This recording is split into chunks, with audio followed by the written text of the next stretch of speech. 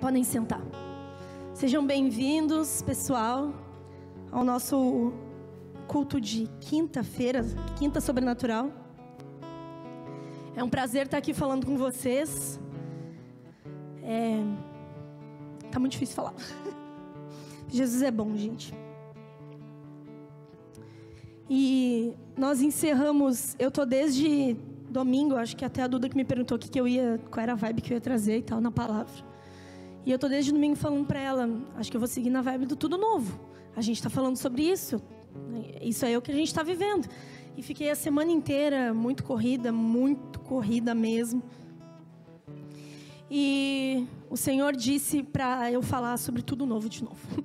Então eu quero dizer pra vocês que estão chegando aí, que não participam do clã, ou não nos acompanham nas redes, ou não assistem o culto, quem nem sabe o que está sendo falado, nós no último sábado encerramos uma série que o nome foi Tudo Se Fez Novo. E nós estamos vindo de uma série antes dessa, que era Boas Novas. Então nós temos declarado e temos pedido para Deus, excessivamente, sem cansar, sem pausas, a gente tem pedido para Ele fazer algo novo em nosso meio. Nós temos pedido para Ele, dizendo que a gente não vai parar de cantar, não vai parar de adorar, a gente vai buscar até que esse algo novo aconteça. E eu não sei, fecha muito com o que o Vini disse, porque quando a gente coloca a nossa vida diante de Deus, Ele nos dá presentes maravilhosos. E eu não sei se você tem vivido isso, mas eu sinto que o Senhor está fazendo algo novo. Tanto na nossa igreja local, como dentro das nossas casas, como nos nossos relacionamentos, como na nossa nação, enfim, eu sinto o Senhor derramando algo novo. Eu sinto um despertar da parte de Deus e é algo novo sendo gerado. E a gente está fazendo parte disso, e essa é a melhor parte para mim. Porque o Senhor está fazendo uma coisa nova, e essa é a melhor parte porque eu estou participando. E eu não sei se isso alegra o coração de vocês, mas isso alegra muito o meu coração. Porque o Senhor está fazendo uma coisa nova. E desde o dia que você disse sim para o Senhor, independente de quantos sims foram, mas você sabe o dia do sim de verdade. Aquele sim que você disse, não, eu digo sim, Senhor, eu entrego a minha vida. Como a gente falou que no esquenta ou é 8 ou é 80, ou eu estou fora ou eu estou dentro. E quando você disse esse sim para Ele, seja num retiro, seja na igreja, seja dentro do teu quarto. Meu sim para Jesus foi dentro do meu quarto, orando e entregando minha vida. Independente de quando foi o teu sim, a partir desse momento o Senhor está fazendo algo novo na tua vida. Independente de você crer ou não, independente do seu processo demorar mais que o meu, ou o meu processo que demora, né? É difícil. O meu processo que demora muito mais do que de certas pessoas. Independente do tempo que levar, o Senhor está fazendo algo novo na tua vida. E Ele tem feito uma coisa nova todos os dias. Por mais que não seja super expressivo. Nossa, eu anotei isso lá no fim da palavra. Por mais que não seja super expressivo, ou a gente tem a tendência a dizer que Deus está fazendo algo novo quando é atribuído a bens materiais. O Senhor me deu um carro, um emprego bom, tenho dinheiro. O Senhor está fazendo algo novo na minha vida. E não que não seja novo, é muito bom, show de bola. Mas não é só isso. Todos os dias, quando Ele nos dá uma porção nova do amor dEle, e a gente entende um pouquinho mais o que é essa graça abundante desse ano que nós estamos vivendo de geração de Benjamim, o Senhor tem derramado algo novo sobre a nossa vida. E eu fico muito triste, ou fico, meio perplexa de pessoas que não enxergam o que o Senhor tem feito de novo. Tem muita gente que tem vivido dia após dia, tipo, nossa, mesma coisa. Ai, que chato. Meu Deus, ir para a igreja de novo, e tocar de novo, e cantar de novo. E meu Deus, que chato, muito difícil. Mas todas as vezes que a gente vem aqui, a gente está testificando que o Senhor tem feito de algo novo. É incrível. E o Senhor está fazendo. Eu vou repetir isso muitas vezes, então me perdoem. E Ele tem feito algo novo no seu modo de agir, no seu modo de falar, no seu modo de tratar as pessoas. Ele tem feito algo novo nos seus relacionamentos, de como entender mais o sentimento do outro. E eu posso falar de carteirinha porque o Senhor tem me forjado. Ele tem nos ensinado como adorar melhor. Ele tem nos ensinado a servir melhor. Ele tem nos ensinado a estar aqui de coração e completamente entregue, porque desde o dia que nós dissemos sim para Ele lá atrás, Ele começou a fazer uma coisa diferente. Como eu falei antes, para alguns acontecem mais rápido, para outros acontece mais devagar. Eu conversava ontem até com uma pessoa sobre isso. Eu estava falando sobre relacionamento mesmo, relacionamento com as pessoas, o jeito de falar, o jeito de agir, o jeito de se expressar. E para algumas pessoas é mais rápido. Jesus entrou e negócio assim, e a pessoa mudou, e tu olha assim, uau, ela tá tão diferente. E para certas pessoas demora anos, processos, ministrações, luta e muita coisa. Então, independente do tempo que demorou para você chegar onde você tá agora, porque você tá vivendo algo novo na sua vida, amém? Vocês vão sair daqui falando isso hoje, aleluia. Independente de quanto tempo demorou para você estar sentado aqui, do jeito que tá, pensando, uau, pensa aí agora, nossa, como eu mudei. Pensa assim, tu 1 ano atrás, eu fico, meu Deus. Pensa em 2 anos, fala, meu Deus, misericórdia. 3 anos atrás, gente, é muito louco o que o Senhor está fazendo. Só que a gente não percebe o que Ele está fazendo. Porque às vezes a gente acha que coisas novas são coisas muito grandes, extravagantes. Mas Ele tem feito algo novo. E eu quero ler com você um texto em Romanos 6. Abram aí, bem curtinho. Mas a gente vai ler bastante a Bíblia. Romanos 6, 1. Do 1 até o 4. Pois bem, diz assim a minha tradução, diz, pois bem, devemos continuar pecando para que Deus mostre cada vez mais a sua graça? Claro que não. Uma vez que morremos para o pecado, como podemos continuar vivendo nele? É uma vida nova, gente. Ou acaso se esqueceram de que quando fomos unidos a Cristo Jesus, no batismo, nos unimos a Ele também em sua morte? Porque pelo batismo morremos e fomos sepultados com Cristo. E assim como Ele foi ressuscitado dos mortos, pelo poder glorioso do Pai, agora nós também podemos viver uma nova vida. Tá aqui, ó. A partir do momento em que Jesus, por isso que essa música que a gente cantou antes, Emanuel, é muito forte. A gente não percebe o que nós estamos declarando. As mãos que sustentam o universo sustentam o meu coração. É um Deus tão grande, mas um Deus que consegue se fazer tão íntimo e tão próximo para poder sustentar tudo que a gente tem sentido. E às vezes a gente usa aquela expressão, ai, tô carregando o mundo nas costas. Ontem mesmo eu estava conversando com a Duda sobre organização de tempo, sobre fazer muitas coisas, cansaço. E parece que às vezes a gente está carregando o mundo nas costas. E quando tu acha que está um pouquinho melhor, vai lá, como é que eu falei antes? É luta atrás de peleja. Quando vem lá e pá, mais uma coisa. E aí tu vem para um culto, e aí o louvor tá ministrando e tá rasgando o céu. E eles estão indo, e aí do nada o Senhor te lembra que já viu teu amor fazer milagres. E eu fiquei assim, meu Deus, eu sou um milagre. E aí eu comecei a chorar. Porque Jesus, Ele vai entrando e a gente às vezes esquece que a mesma mão poderosa dele que pode fazer assim com o mundo está bem aqui, pertinho da gente, sustentando a nossa vida e nos dando vitória, e nos dando mais graça, e nos dando mais favor, e nos dando mais, porque Ele é um Deus bondoso. Hoje de manhã no devocional com as discípulas a gente falou sobre isso, sobre um Deus bondoso, a ponto dele fazer qualquer coisa e Ele continua sendo bom. A ponto dele acontecer qualquer tragédia e mesmo em meio ao caos, a gente consegue glorificar Ele, porque Ele continua sendo bom. Independente da minha circunstância, Ele continua sendo bom. E é esse Deus que sustenta o universo, esse Deus que faz o mar abrir, esse Deus que faz chover maná do céu, esse Deus que faz multiplicar 5 pães e 2 peixes. É o mesmo Deus que sustenta o nosso coração nos dias de aflição. É muito louco, não é? É muito doido. Eu não consigo entender isso às vezes, a profundidade, a grandeza, a altura, o comprimento do amor de Deus. Eu vi uma pregadora que eu amo muito falando esses dias, que quando a gente estiver cansado de lutar, a gente começa a subir, porque não existe altura para o amor de Deus, e a gente vai, sobe.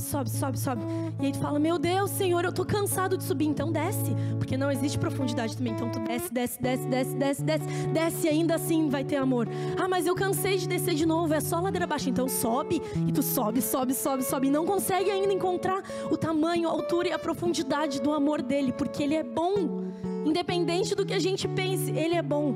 E quando a gente está lá em cima, ele vai lá e dá um presente, ele vai lá e faz algo novo mais uma vez, todos os dias.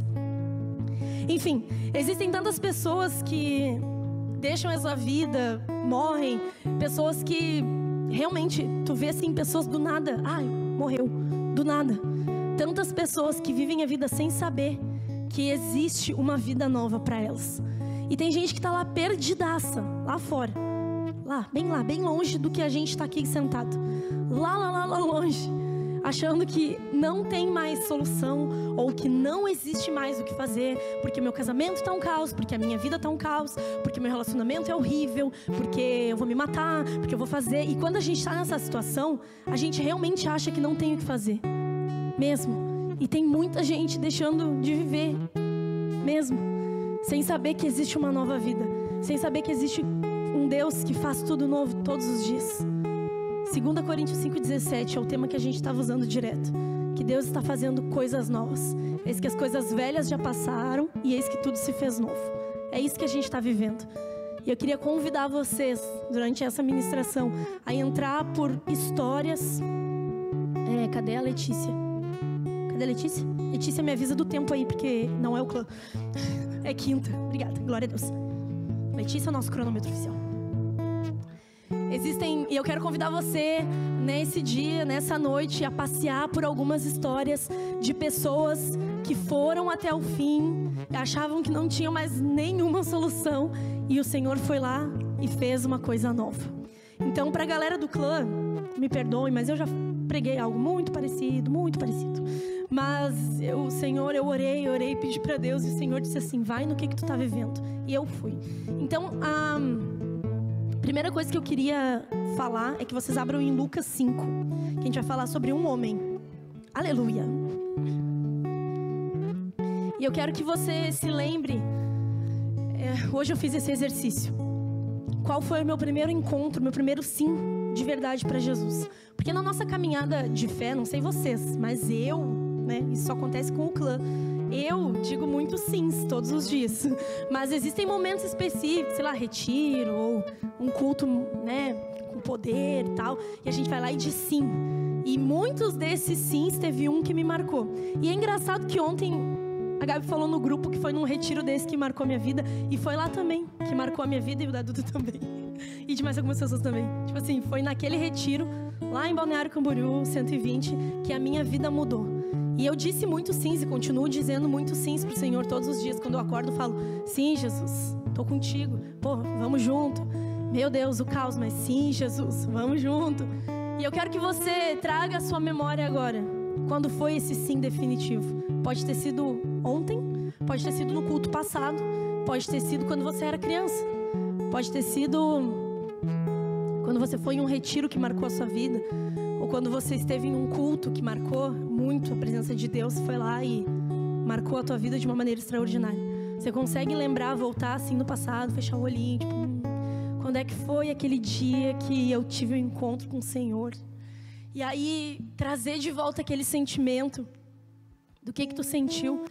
Tu foi confrontado, tu foi confortado, porque às vezes a gente está tão perdido em tanto pecado, em tanta coisa, e vivendo assim, o caos, que quando a gente tem um encontro com o Senhor, a gente é confortado pelo amor dele. Ou a gente está vivendo a vida tão indiferentemente que a gente é confrontado. Ele vai lá e pá, olha aí o que tu tá fazendo. Tu fala: meu Deus, eu sou muito pecador. Daí chora, se arrepende, lava o chão com o cabelo. Essas coisas acontecem muito. A gente é assim. Ou tu sentiu amor, ou tu se sentiu o pior ser humano do mundo, porque daí vem aquele peso do pecado e tu começa a se arrepender e começa a cuspir pra fora. Pecado. Porque é isso, porque aquilo tu começa a confessar e do nada, aquele 400 quilos que estavam nas tuas costas, tu se sente livre. Parece que vem assim uma presença, uma paz, a paz que excede todo entendimento. Aquilo que a gente não imagina acontece nesses momentos sim que a gente diz sim para Jesus.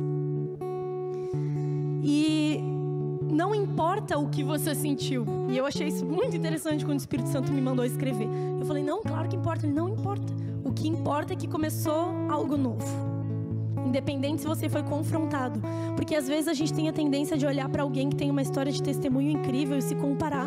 Fala: nossa, mas eu nasci na igreja, aí sempre fui da igreja e tal, e aí me desviei um pouquinho e voltei. Aí tu ouve aqueles testemunhos de alguém que era um monte de coisa, e aí tu fica: meu Deus, que testemunho. Mas não importa como que o Senhor te achou, importa que Ele começou a fazer algo novo. Só isso. Amém? Vamos ler ali em Lucas 5, 27. Era esse que eu falei? Era. Peraí, vou chegar lá. Aleluia. Jesus chama Levi. Depois disso, Jesus saiu da cidade e viu um cobrador de impostos chamado Levi, sentado no local onde se coletavam os impostos. Siga-me, disse Jesus. E Levi se levantou e deixou tudo e o seguiu. Mais tarde, Levi ofereceu um banquete em sua casa em honra de Jesus. Muitos cobradores de impostos e outros convidados comeram com eles, mas os fariseus e mestres da lei se queixaram aos discípulos: por que vocês comem e bebem com cobradores de impostos e pecadores? Jesus então lhe respondeu: as pessoas saudáveis ou sãos não precisam de médico, mas sim os doentes. Eu não vim para chamar os justos, mas vim para os pecadores e para que eles se arrependam. A primeira pessoa que teve um encontro com Jesus e começou a viver uma coisa nova foi Levi. A outra ministração trouxe outras pessoas, mas hoje eu trouxe o Levi. Ele não era bem visto pela sociedade, afinal ele era um cobrador de impostos romano. Então o pessoal não gostava dele. E Jesus foi lá, olhou no grão do olho de Levi e disse: siga-me. E eu tenho uma anotação aqui na minha Bíblia: Jesus não precisou implorar. E isso é muito forte, porque quando nós estamos diante do Senhor de verdade, face a face, como o pessoal aqui do Novo Testamento tinha o privilégio dos evangelhos, é muito incrível o que o Senhor faz, porque a gente tem consciência de que nós não somos nada e Ele é simplesmente tudo. E tu olha pra Ele, tem até uma série lá que eu gosto muito, The Chosen, e é engraçado porque aparece assim, é tipo texto com imagem. E aí é legal que Jesus só aparecia assim na frente das pessoas e as pessoas ficavam meio abestalhadas, sabe? Sim, Jesus, porque estar diante da presença dele, gente, era incrível, sabe? É incrível, mas eu imagino eles aqui. Imagina Jesus, eles olhando, vendo as coisas acontecer, tu ali na tua vidinha normal, um cobrador de impostos, tipo um AJ hoje em dia, que fica cobrando, ninguém gosta dos AJ, ninguém gostava do cobrador de impostos. Imagina Levi vivendo essa vidinha trivial, banal de todos os dias, e simplesmente o próprio Deus aparece na frente dele, por mais que ele soubesse ou não, mas ele veio a entender depois. Ele convidou Levi e ele teve a única atitude que tecnicamente todos nós deveríamos ter quando a gente está diante da presença de Deus, que é levantar e ir. E a partir desse momento eu imagino que ele disse que estava sentado, né? Sentado, o meu estava sentado. E eu imagino que nesse ato de levantar de onde ele estava sentado e ir, foi a caminhada da transformação da vida dele. Sabe quando a gente fala de processos, tem pessoas que demoraram mais, que nem Pedro, por exemplo, demorou mais que Levi. E Levi foi lá e levantou e foi. Esse processo da caminhada começou a transformação dele. E do nada, no versículo de baixo, ele já começou a abençoar as pessoas. Ele já fez um banquete para honrar o Senhor. Ele já preparou comida. A galera já sentou. E ele entendeu naquele momento o que era algo novo que estava acontecendo na vida dele. Ele disse: não, eu tenho que honrar. Ele sentiu a necessidade de entregar honra para o Senhor. E às vezes o Senhor faz a nossa vida, e a gente não se dispõe isso aqui para honrar a presença dele de volta. Não porque ele é um Deus que cobra, ele não cobra. Por isso que ele é tão bom. Ele não cobra. Mas o senso aqui dentro faz a gente: poxa, Jesus, eu quero fazer o meu melhor para ti, independente de que dia for. Porque eu te amo e eu te honro e eu quero entregar o meu melhor. E o mais interessante aqui em Levi é que as pessoas estavam criticando a atitude dele. E muitas vezes a gente passa por isso. A gente quer fazer algo novo para o Senhor, ou quer mudar algum formato. A gente quer, sei lá, isso aqui não é mais revolucionário, mas antigamente esse troço aqui não era bem aceito. E aí a gente quer mudar, a gente quer fazer e tal. E as pessoas começam que nem os fariseus e os mestres da lei. Só que eu quero te dizer uma coisa para a gente passar para a próxima história. Que independente do que você esteja fazendo, se a presença do Senhor está te acompanhando, é Ele que vai falar por você. foram lá e acusaram o coitado, o pobre do Levi. Não estava fazendo nada, só dentro, olha isso, dentro da casa dele, servindo as pessoas que ele queria na casa dele. E eles foram lá da casa dele falar do que ele tinha feito de errado e acusar o homem. E Jesus veio, ei, não, Levi, ei, bem assim, foi lá e falou com eles e disse assim: não, eu vim para os que estão doentes. Tá tudo bem, porque quando a gente está fazendo o que o Senhor deseja, na presença dEle, dia após dia, andando cada dia de uma maneira, do jeito que Ele quer, sendo conduzidos, era isso que eu queria dizer, sendo conduzidos a andar pela presença dEle, todos os dias, um passo de cada vez, é Ele que vai falar por nós, e Ele que vai lutar as nossas guerras. Amém? Aleluia! Eu quero ler agora Lucas 8, dessa eu não consegui fugir, aleluia. Lucas 8, 43. Minha personagem favorita da Bíblia. E personagem eu digo porque ela está aqui na história, não que ela não foi real. Minha pessoa favorita da Bíblia. Diz assim: uma mulher no meio do povo sofria havia 12 anos de uma hemorragia. Sem encontrar a cura, ela se aproximou por detrás de Jesus e tocou na borda do seu manto. E no mesmo instante a hemorragia parou. Quem tocou em mim? Perguntou Jesus. Todos negaram. E Pedro, sempre Pedro, né? Pedro disse: mestre, a multidão te aperta, está todo mundo em volta de ti. E Jesus, no entanto, disse: alguém certamente tocou em mim, pois senti que de mim saiu o poder. Quando a mulher percebeu que não poderia permanecer desapercebida, começou a tremer, caiu de joelhos diante dele. Todos a ouviram explicar por que havia tocado nele, como havia sido curada imediatamente. Então ele, Jesus, disse: filha, a sua fé te salvou, vá em paz. Que texto. Mais uma pessoa que teve um encontro com o Senhor e uma coisa nova começou na vida dela. Imagina, há 12 anos passando pelo mesmo problema. Às vezes a gente fica 12 dias passando pelo mesmo problema e já surta. Às vezes a gente fica 12 meses, fica um ano passando por o mesmo problema. E a pessoa estava há 12 anos. É muito tempo de sofrimento. Então ela fez assim, eu imagino a coisa mais louca que ela podia fazer. Jesus ia andando, as pessoas iam apertando Jesus, e aquela loucura. E ela, fez um peixinho e se atirou no chão, foi passando. Imagina, ela estava sangrando há 12 anos. Ela devia estar fraca, devia estar pálida. Sabe, às vezes a gente enfeita demais a palavra, mas imagina uma mulher sangrando por 12 anos. Eu sou mulher, não aguento sangrar às vezes 5 dias. Imagina 12 anos. Sabe, a gente enfeita demais a Bíblia. Só que imagina ela sofrendo 12 anos. Sabe, sem cor ali. Sempre tinha que ficar afastada da cidade, porque pessoas, mulheres nessa fase da vida não podiam ficar junto, porque era impuro naquela época. Imagina, sabe, a gente enfeita demais, mas imagina a situação. Então, ela fez o que qualquer pessoa desesperada faria. Ela se atirou no chão e foi rastejando. Eu imagino que ela foi pisada também, porque, como o bom Pedro disse, tinha um monte de gente pressionando Jesus. E ela foi, conseguiu.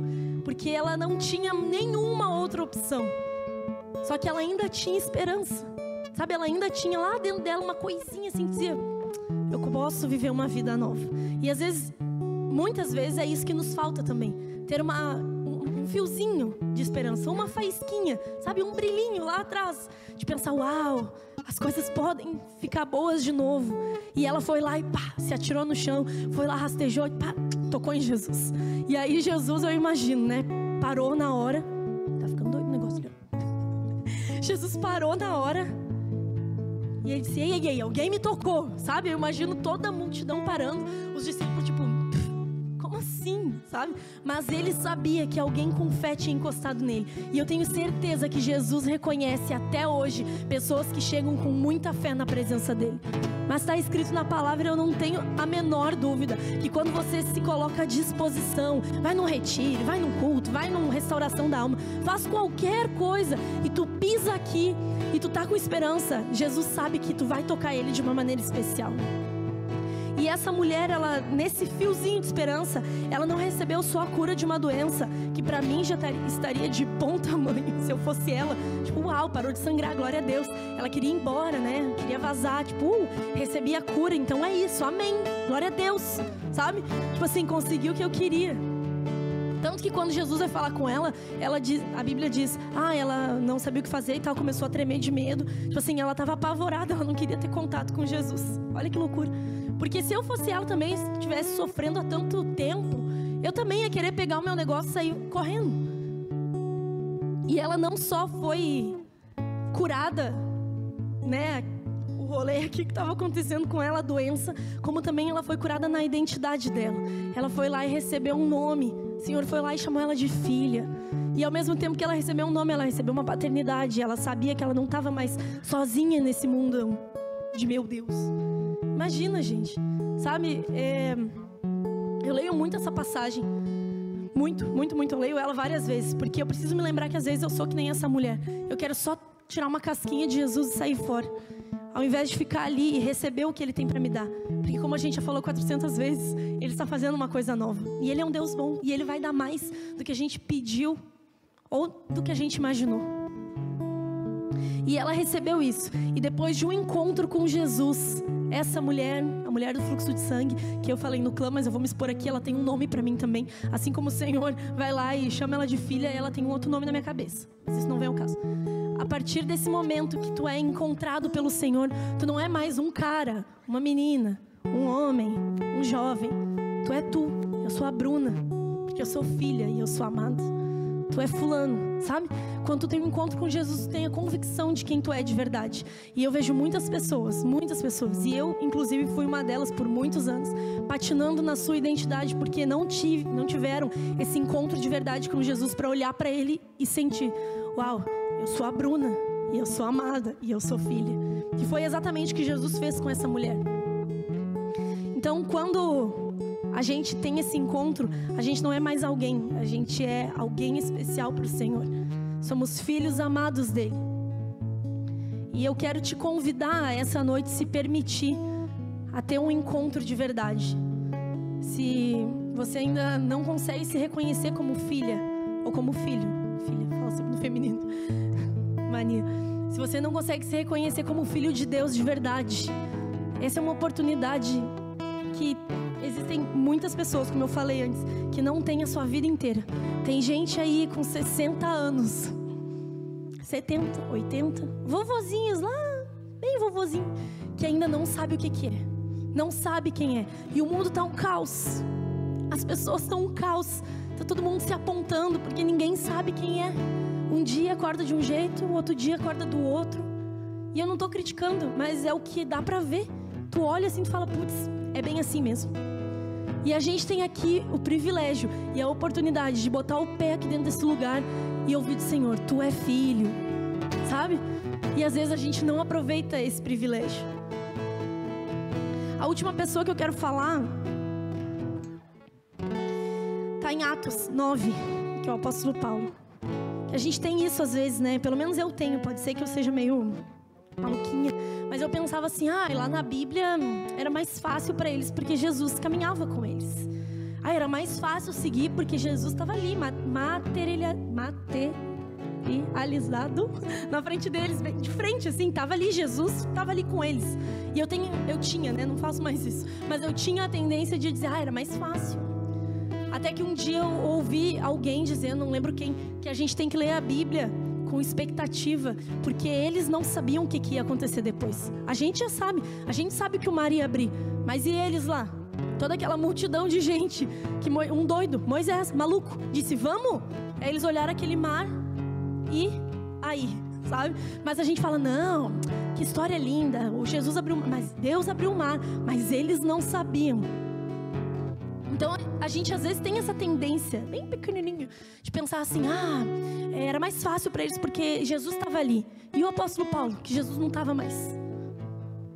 Que ele estava andando por uma estrada, uns dizem que é a cavalo, eu digo que não, tô brincando. Mas ele estava lá, andando pela estrada, caminhando, ou de cavalo, ou sei lá eu, pulando, mas ele estava. E Jesus encontrou ele. veio uma luz, pá, ficou cego. Leiam Atos 9, um dos meus textos favoritos da Bíblia também. E pá, e rolou um monte de coisa. E eu quero ler o versículo 18 de Atos 9, que diz assim: no mesmo instante, algo semelhante a escamas caiu dos olhos de Saulo, e a sua visão foi restaurada. Então ele se levantou, foi batizado, e depois de comer, recuperou as forças. Sabe, o apóstolo Paulo, pode ser que ele tenha assim visto Jesus, é óbvio, né? Nos rolês, tanto que ele era alguém que queria matar os judeus por causa de tudo que estava acontecendo.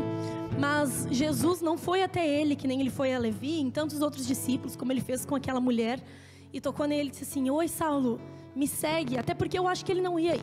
Certas pessoas tem que ser um negócio bem punk, assim, bem sobrenatural, para poder pegar, sabe, aquelas histórias que tu ouve, assim, testemunhos de pregadores. Não, porque quando Jesus me encontrou, eu nunca mais botei um cigarro na minha boca, eu nunca mais fumei maconha, eu nunca mais fiz não sei o quê. Eu acho essas histórias incríveis.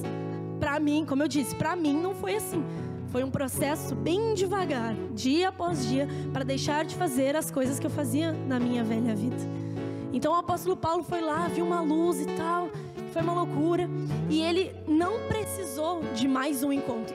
Ele teve o processo dele ali, ele ficou alguns dias sem enxergar, ele não comeu, ele fez um jejum, ficou bem doido. E aí depois Jesus vai lá, cai as escamas dos olhos dele, acontece uma coisa linda. Atos 9 é lindo e a continuação da história é mais linda ainda.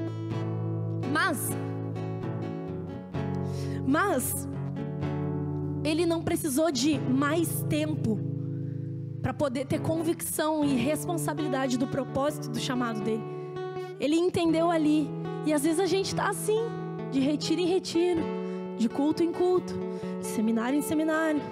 E tu não precisa de mais um retiro, tu não precisa de mais um seminário, não precisa de mais uma coisa, porque a gente tem tendência a viver assim, dia após dia, esperando por alguma coisa. Se tu já teve esse sim para o Senhor, e tu já disse sim para Ele, e tu já se entregou, e a tua vida já foi transformada, e algo novo aconteceu na tua vida, e tu já sentiu aquilo, tu não precisa ativar isso com mais um retiro. Só precisa viver. Que nem o apóstolo Paulo, ter a convicção da responsabilidade de viver o novo caminho proposto pelo Senhor, não o nosso. Não o que a gente acha que é o novo caminho, não a coisa nova que a gente acha que é a coisa nova, mas o que o Senhor propôs pra gente, colocou bem na nossa frente. Às vezes Ele entrega um ministério na mão, gente. E às vezes a gente acha que precisa de mais uma ativação ministerial, e mais um culto de fogo e línguas e loucura. E eu amo, bem pentecostal, a gente gosta desse negócio do fogo. Mas há um despertamento acontecendo na igreja, gente. E se tu não participar, tu vai ficar de fora do que Deus está fazendo. Independente da tua idade, independente dos teus anos de igreja, de quanto tempo tu está sentado aí. Eu estou sentado aí há muito tempo também. E eu senti esse ano um despertamento na minha vida. O Senhor me moveu lá atrás, me envolveu, e eu vim, e aí depois... E aí? A gente deixou uma pandemia acabar com a gente? A gente deixou uma tristeza mundial acabar com a gente também? Sendo que estar alegre é um ato do Espírito. O reino de Deus é paz, justiça e alegria no Espírito. Pode estar tudo um caos, mas aqui eu ainda estou alegre. Pode estar caindo o mundo, literalmente, chovendo canivete. E tu tá ali, correndo, se cortando, uma loucura, o caos. E aqui dentro tu ainda pode dizer: uau, o Senhor é bom, eu sou alegre. Não por ser falso, sabe? Eu já falei isso 400 vezes, mas eu vou falar de novo porque eu me lembrei. Quando, no dia que sulpiaram lá a nossa casa, eu sorri por dentro. Eu chorei muito, claro, né? Fiquei muito triste, não questionei a Deus, mas eu sentei lá na minha casa e eu disse assim: Jesus, como é que isso é possível? Não, assim não, né? Jesus, assim, como que isso é possível? Eu tô tão feliz porque o Senhor é bom. Bem assim, surtada, estranho, muito estranho, mas estava aqui, sabe? É muito doido. Mas o reino de Deus é paz, justiça e alegria no Espírito. Quando a gente entender que a gente não precisa sentir mais nada e tomar posição, igual o apóstolo Paulo fez, a gente vai avançar e a gente vai conquistar. Amém? Se vocês querem vir vindo assim, tô terminando. A Letícia fez um 10 minutos pra mim lá. E para finalizar, eu queria que você tivesse a consciência, ou talvez pensasse no que essas pessoas tinham de diferente de nós. E eu refleti muito no que elas tinham de diferente de nós. E a resposta é absolutamente nada. Elas tiveram a mesma oportunidade de ter a mesma graça redentora na cara delas. E elas tomaram a decisão de agarrar e andar. E tu não precisa de mais um culto. Quando vê, esse é o culto. Nossa, um culto de quinta. É um culto de quinta. Ah, é um clã dirigindo o culto. É o clã dirigindo o culto. Olha que loucura. Quando vê, essa é a tua oportunidade de se afirmar na tua identidade. Entender que tu é chamado, entender que tu é filho, entender que tu é herdeiro, entender que tu é noiva, entender que tu é pai, entender que tu é mãe, entender que tu é alguém importante pro reino de Deus, independente do que tu vai fazer ou que tu não vai fazer, independente de tu estar aqui adorando de olho fechado ou tu tá ali segurando, bebendo com. Sabe? É muito louco o que Deus faz com a gente quando a gente se coloca à disposição de servir Ele. Porque a gente tem muito a tendência a querer um novo culto, a querer uma nova forma. E eu falei pra vocês antes, eu passei a semana inteira muito corrida. A gente vai pro retiro amanhã, eu nem arrumei as minhas malas, porque não deu tempo. Então hoje, quando eu fui sentar para escrever a palavra, organizar as minhas ideias, é assim que eu chamo, porque não é uma coisa escrita, para organizar as minhas ideias do que eu ia trazer, eu já fui sentando assim, já fui pegando a Bíblia, daí o Espírito Santo falou, ei, daí eu, é verdade. Daí eu fiz bem assim na mesa, empurrei, me sentei para trás e fiquei, tá, Jesus, eu tô aqui. E fiquei, tá, Jesus, eu tô aqui, ó, tô parada, tô bem quietinha, tô que nem Maria, ó, sosseguei, parei, fui pensando, e aí começou, e lágrimas vieram, e eu só conseguia chorar, eu só conseguia orar, e eu dizia pro Senhor, meu Deus, como é bom estar na tua presença, e eu disse para Ele, e o melhor, não precisei de um culto. Eu sou muito transparente com o Espírito Santo. Assim, não precisei de mais um culto para chorar em casa contigo. Uma das experiências mais incríveis que eu já tive com Jesus foi dentro da minha casa orando, sem ninguém. Só a Zola, a galinha e a vizinha brigando com os filhos. É sério? E não tinha ninguém lá. Tanto que até é difícil falar para as pessoas, mas eu vi Jesus, Ele estava lá. E bati no dente. Então às vezes a gente tem isso, essa tendência a querer mais um dia, mais um dia, mais um dia. Depois de um momento que tu diz sim e tu posiciona, estar aqui é um privilégio. Vim pro clã mais um dia, por mais cansado que tu tá, por mais exausto que tu tá, vim pra igreja mais uma vez, participar de um retiro, é um prazer. Porque tu ama estar em comunhão, tu ama estar com os irmãos. A gente aqui orando, a gente tava assim, eu, a Kátia, a Dani, a gente tava tudo pulando, porque é um amor incondicional de estar em comunhão, participar de retiro, trabalhar, aquela loucura. Tu sente assim, ó, o nosso retiro do clã é em dezembro, e eu olho para aquela imagem da data e fico, meu Deus, e fico assim com a minha mão tremendo, porque é um prazer estar ali, porque quando a gente está junto, o Senhor vem nos visitar. Quando a gente decide vir para cá, o Senhor fala com a gente, mas Ele fala também lá do nosso quarto, bem quietinho, sem nenhum som e nenhuma banda. Isso é só uma questão de posicionamento. O que eu fiz hoje, esse exemplo muito tosco que eu dei para vocês, foi um posicionamento. Eu podia abrir, escrever e não ia fluir como está fluindo hoje, porque talvez eu não tivesse marcado um encontro com Ele. E quando eu sentei, parei, Ele disse para mim, viu? Eu estou fazendo uma coisa nova na tua vida. E eu, era isso que eu queria, Jesus. O Senhor entendeu exatamente a minha ideia da palavra, bem assim. Então eu quero convidar vocês a se colocar de pé e ler um último texto comigo, lá em Romanos, que a gente leu no início.